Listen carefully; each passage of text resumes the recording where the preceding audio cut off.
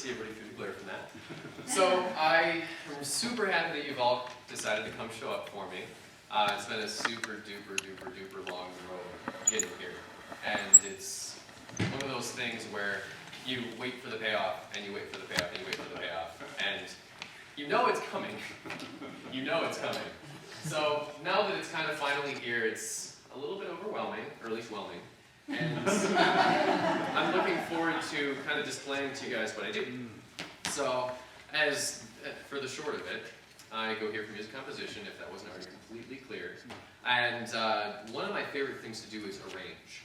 So one of the things that I decided to do is to arrange, as you can see in the programs, there's one arrangement of In the Hall of the Mountain King from the Peer Gynt Suite by Edvard Grieg. And that's going to be accompanied with me by one of my students, Sophie Shanagle-Dulabong, whose family is in attendance. And there's that duet, as well as an arrangement of a Scarlatti keyboard sonata, which, admittedly, I thought it looked fun, and I never listened to it. And then I arranged it and played it with Sophie, and I was like, whoa, this sounds awesome. So we're going to start with that, and I'm going to, no gilding lily kind of thing. We're just going to get started with it. And then I'll chat a little bit about the orchestration stuff. So thank you all for coming. I greatly appreciate it, and I hope that we well knew. Yeah.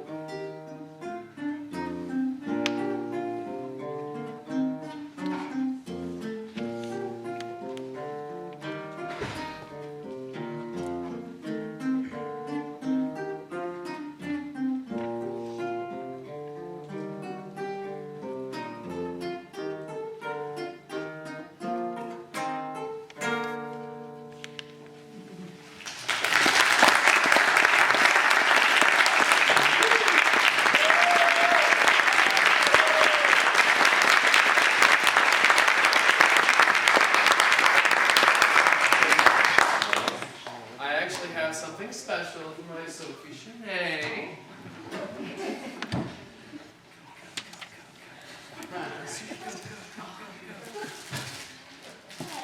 Oh, my lovely lady.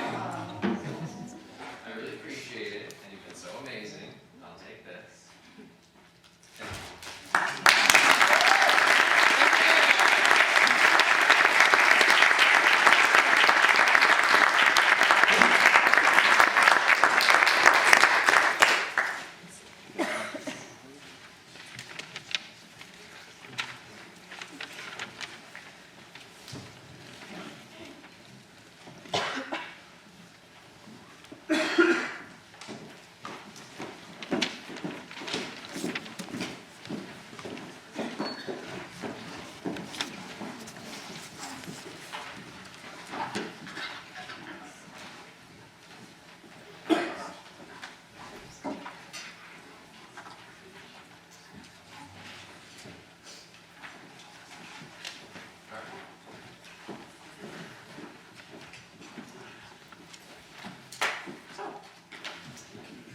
For our next act in tonight's show, we have two orchestral pieces that I wrote, both of which they have to do with literature, because I love literature.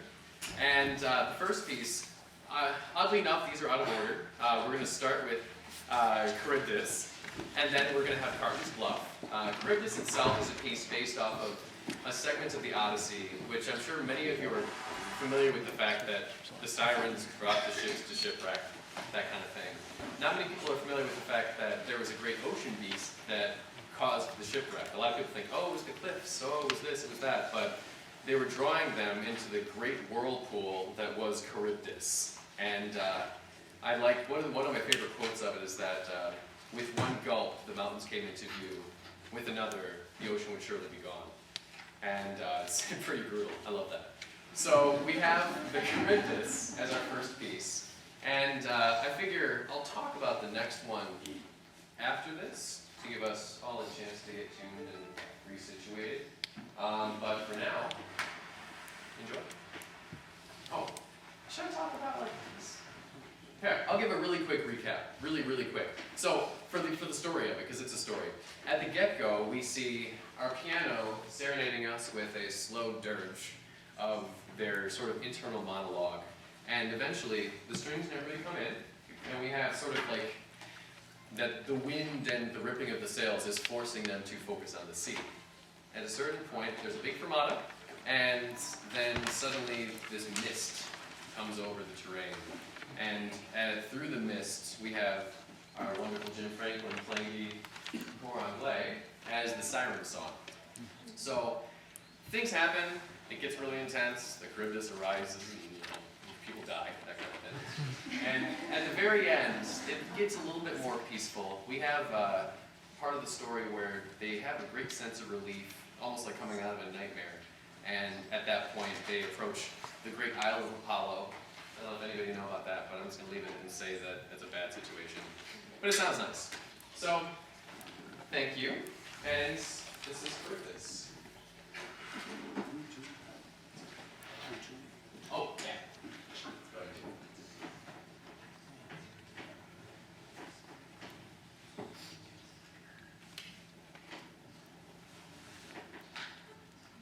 Give us an A. Oh, yeah.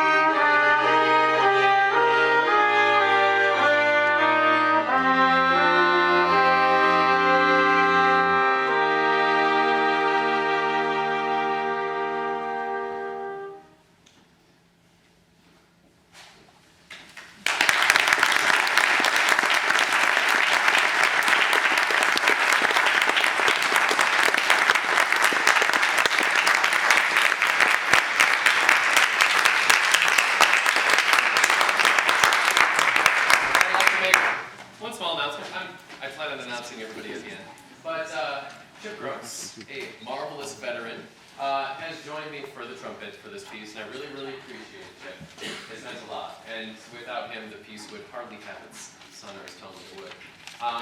We're going to be switching out Chip for Larry Wild. Many of you might be familiar with him. I'm sure not many of you knew that he played bassoon, but it's awesome. And so Larry's going to be joining us. And, also, Dr. Jones on snare. So, now I'm going to explain a little bit about Carton's Bluff. This piece is based off of one of the final scenes in A Tale of Two Cities. I'm not going to ask you to show up and see who's read it, but I'm just going to assume that plenty of you know that it's a book. And one of the final scenes in it has to do with, and spoiler alert, a guy dies. This character, Sidney Carton, last name the title of the song. Sidney Carton is in love with a woman, and this woman is in love with someone else.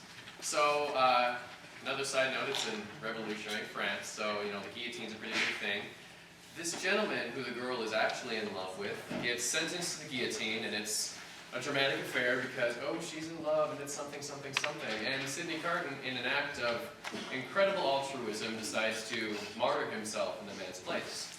So, this piece itself begins with that perspective. Sidney Carton in a jail cell, waiting to be sent to the guillotine. At certain points, the guard comes and grabs him, and you'll know that he's marching to the guillotine because you'll hear the snare drum. That'll be your cue. And after that point, he does get his head cut off in this piece. I didn't actually get to, have a guillotine on the side as I intended, but what are you gonna do? So instead of the guillotine, we're gonna have a fermata and go on to the next part of the song. But after he gets killed, he ends up, we see his perspective of going into the afterlife, a kind of trippy part. And as that continues, you'll notice at the latter end of the piece, it starts getting into a very similarly ocean-themed, kind of like he's getting rowed down the river Styx. And after that, there's a slight blending from some of the original themes where it's kind of like the outside world is regretting the fact that they let him kill himself for the sake of this thing, but everyone's happy in the end, so that's the point. So, without further ado, you guys want to get tuned again? You good? Alright, cool. Carton's Bluff.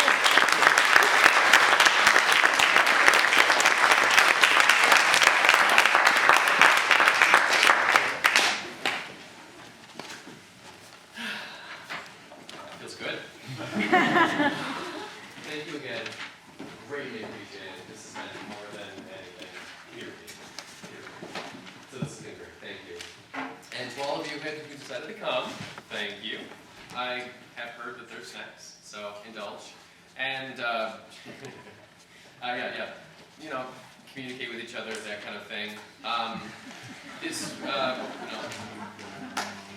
It's hard to close something and finish anything well, as I've learned from my 8 years of going to college. So, I just wanted to say thank you. I really appreciate you coming. You got to see the world premiere, so to say, and hopefully there will be more to come. So I hope you all have a great evening. Try not to do anything crazy out there, and see you someday.